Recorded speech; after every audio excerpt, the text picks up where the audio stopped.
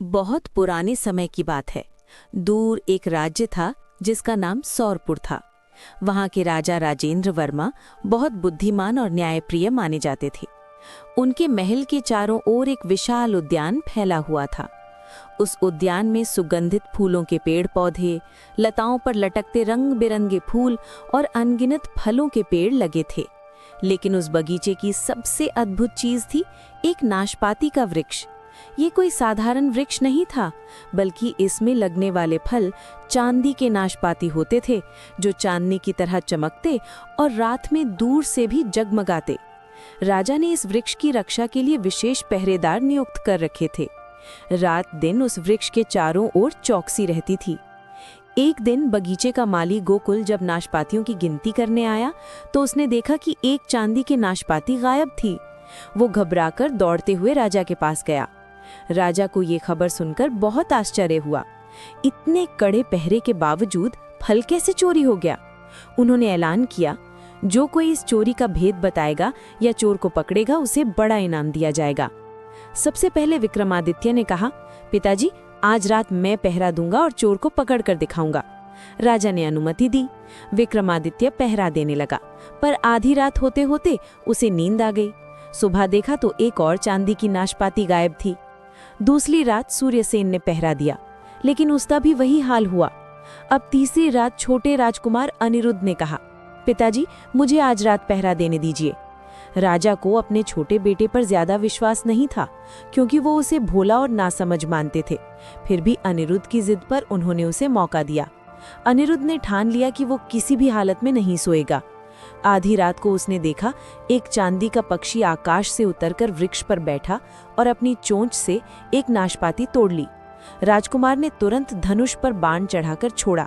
पक्षी बच गया, लेकिन उसका एक चांदी का पंख टूटकर नीचे गिर पड़ा। सुबह उसने वो पंख राजा को दिखाया। राजा आश्चर्यचकित रह गए और बोले, यदि केवल एक पंख इतना सुंदर और मूल्यवान है तो पूरी चिड़िया कितनी अद्भुत होगी। कोई जाकर उस पक्षी को पकड़ कर लाए। सबसे पहले विक्रमादित्य यात्रा पर निकले। जंगल में उन्हें एक सियारिनी मिली। उसने कहा, राजकुमार, यदि तुम मेरी बात मानो तो तुम्हें सफलता मिलेगी। आगे एक गांव आएगा, वहां दो सराय हैं, एक सुंदर रोशन और शोर शराबे वाली और दूसरी पुरानी व साधारण। तुम भले ही सुंदर सराय में मत जाना, बल्कि दूसरी में ठहरना। विक्रमादित्य हंस पड़े, मूर्ख जानवर, मुझे तुम्हारी सलाह की जरूरत नहीं है। उन्होंने तीर चलाया, पर सियारिनी बच निकली। शाम तक विक्रमादित्य गांव पहुंचे और वे उसी सुंदर सराय में ठहर गए। वहां नाच गाने और दावतों में डूबकर वे अपना लक्ष्य ही भूल गए। यही हाल सूर्यसेन का हुआ। छोटे राजकुमार की बुद्धिमानी। अंततः अनिरुद्ध निकले। जब उन्हें वही सियारिनी वही तो उन्होंने विनम्रता से कहा, माता, मैं आपकी बात मानूंगा, आप मार्गदर्शन कीजिए। सियारिनी प्रसन्न हो गई। उसने अपनी पूंछ पर बैठाकर अनिरुद्ध को गांव तक पहुंचा दिया। राजकुमार ने साधारण सराय में विश्राम किया। चांदी के पक्षी का किला। अगले दिन सियारिनी फिर मिली और बोली, सीधे चलते रहो, एक विशाल किला मिलेगा, उसके सैनिक सोए होंगे।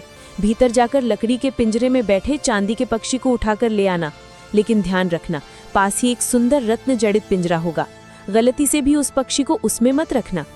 अनिरुद्ध ने वादा किया। किले में जाकर उसने सचमुच चांदी का पक्षी देखा, लेकिन रत्न जड़ित पिंजरा देखकर वो मोहित हो गया और पक्षी को उसी में रख दिया। तभी पक्षी चिल्लाने लगा। सैनिक जाग गए और अनिरुद्ध पकड़े गए। किले के राजा ने कहा, तुमने चोरी की है, सजा मौत है, पर यदि तुम मेरे लिए सुनहरी घोड़ी ले आओ तो मैं तुम्हें छोड़ दूंगा। अनिरुद्ध मजबूरी में मान गए। सुनहरी घोड़ी की तलाश। बाहर आकर उन्होंने फिर सियारिनी से मदद मांगी। उसने कहा, घोड़ी तो किले के अस्तबल में है, उसके पास दो जीन रखी होंगी, एक साधारण चमड़े की और एक सोने की। याद रखना, सोने की जीन मत छूना। लेकिन अनिरुद्ध फिर चकाचौंध में आ गए और सोने की जीन कसती। घोड़ी हिनहिनाई, सैनिक जाग गए और अनिरुद्ध पकड़े गए। अब किले के दूसरे राजा ने कहा, यदि तुम मेरे लिए माणिक नगरी की राजकुमारी सुरभि को ले आओ तो मैं तुम्हें छोड़ दूंगा। सियारिनी ने समझाया, राजकुमारी शाम को तालाब पर स्नान करने आती है, उसका हाथ पकड़ लेना और उसे महल में लौटने मत देना। अनिरुद्ध ने पहले माना, लेकिन राजकुमारी के आंसुओं से पिघलकर उसे महल में जाने दिया। पहरेदारों ने पकड़ लिया। अब राजा ने कहा, यदि 8 दिन में इस महल के सामने का विशाल पर्वत खोदकर हटा दोगे तो मैं तुम्हें क्षमा कर दूंगा और राजकुमारी का विवाह तुमसे कर दूंगा। अनिरुद्ध ने 7 दिन तक मेहनत की, पर पर्वत का एक कोना भी न हटा पाए। तभी सियारिनी प्रकट हुई। उसने कहा, तुम्हारी गलती बहुत हुई, पर मैं दया करके मदद करूंगी। वो रात भर में पर्वत हटा देती है। सुबह महल का दृश्य बदल चुका था। राजा ने प्रसन्न होकर राजकुमारी सुरभि का विवाह अनिरुद्ध से कर दिया। सियारिनी ने फिर समझाया, अब सुनहरी घोड़ी और चांदी का पक्षी भी प्राप्त करो। घोड़ी वाले राजा से राजकुमारी का परिचय कराकर घोड़ी पाओ और फिर उसे लेकर भाग जाना। फिर पक्षी वाले राजा से घोड़ी दिखाकर पक्षी छीन लेना। अनिरुद्ध ने वैसा ही किया। अब उसके पास राजकुमारी, सुनहरी घोड़ी और चांदी का पक्षी ऑल थे। वापस लौटते समय उसने अपने दोनों भाइयों को फांसी से बचाया और एक कुएं के पास विश्राम किया। भाइयों ने धोखा देकर उसे कुएं में धकेल दिया और खुद राजकुमारी, पक्षी और घोड़ी लेकर राज्य पहुंच गए।